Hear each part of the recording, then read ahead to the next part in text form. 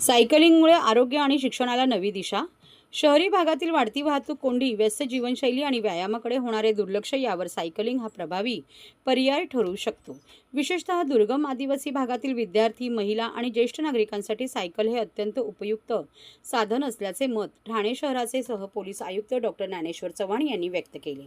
आम्ही सायकल प्रेमी फाउंडेशनच्या सायक्लो एज्यू या उपक्रमाचे कौतुक करताना ठाणे शहराचे सहपोलीस आयुक्त डॉक्टर ज्ञानेश्वर चव्हाण यांनी सायकलिंगचे सामाजिक, शैक्षणिक आणि आरोग्यदायी महत्त्व अधोरेखित केले. ते म्हणाले की शहरांमध्ये वाढत्या वाहन संख्येमुळे वाहतूक कोंडीची समस्या गंभीर बनत आहे. दैनंदिन धकाधकीच्या जीवनात नागरिकांना स्वतःच्या आरोग्याकडे लक्ष देण्यासाठी पुरेसा वेळ मिळत नाही. अशा परिस्थितीत सायकलचा वापर हा आरोग्य टिकवून ठेवण्यासाठी आणि दैनंदिन छोटी मोठी कामे पूर्ण करण्यासाठी उत्तम पर्याय ठरू शकतो. ग्रामीण आणि दुर्गम भागात सायकलचे महत्त्व अधिक असल्याचे सांगताना त्यांनी आदिवासी पाडे, खेडी आणि दुर्गम वस्त्यांचा उल्लेख केला. ज्या ठिकाणी इतर वाहने सहज पोहोचू शकत नाही अशा भागांमध्ये विद्यार्थी, महिला आणि ज्येष्ठ नागरिकांसाठी सायकल अत्यंत उपयुक्त साधन ठरते. त्यातून दैनंदिन जीवन अधिक सुलभ आणि सुखकर होण्यास मदत होते, असे ते म्हणाले.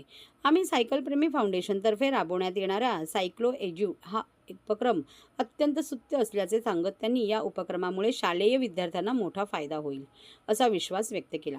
या उपक्रमासाठी त्यांनी सायकल प्रेमी फाउंडेशनला शुभेच्छा देत समाजातील अधिकाधिक लोकांनी अशा सामाजिक आणि शैक्षणिक उपक्रमांना सहकार्य करावे असे आवाहन केले.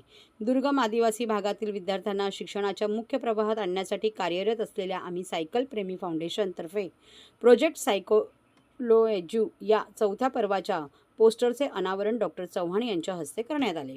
यावेळी संस्थेच्या संस्थापिका अध्यक्षा प्रज्ञा म्हात्रे, दुर्गा मोरे, अनिकेत गद्रे, काशीनाथ गायकवाड, अमोल कुलकर्णी, सागर महाडिक हे सदस्य उपस्थित होते. यंदाचा उपक्रम शहापूर तालुक्यातील गुंडे गावातील चैतन्य विद्यालय येथे राबवण्यात येणार आहे. ज्ञानप्रकाश शिक्षण संस्था, वाडा, जिल्हा पालघर संचलित चैतन्य विद्यालय हे दुर्गम आदिवासी भागात कार्यरत असून येथे शिक्षण घेणाऱ्या विद्यार्थ्यांना शाळेत पोहोचण्यासाठी मोठ्या अडचणींचा सामना करावा लागतो. सायकल प्रेमी फाउंडेशनने केलेल्या सर्वेक्षणात विद्यार्थ्यांच्या प्रवासातील गंभीर समस्या समोर आल्या आहेत. या प्रकल्पांतर्गत मुरबाड तालुक्यातील वेलूक, खेड तसेच शहापूर तालुक्यातील वालशेड, भितरवाडी आणि कोढ्याची वाडी या दुर्गम भागातील शाळेत येणाऱ्या 50 विद्यार्थ्यांना सायकली देण्यात येणार आहे. तसेच इयत्ता 5वी ते 10वीतील 350 विद्यार्थ्यांना शैक्षणिक साहित्याचे वितरण करण्यात येणार आहे.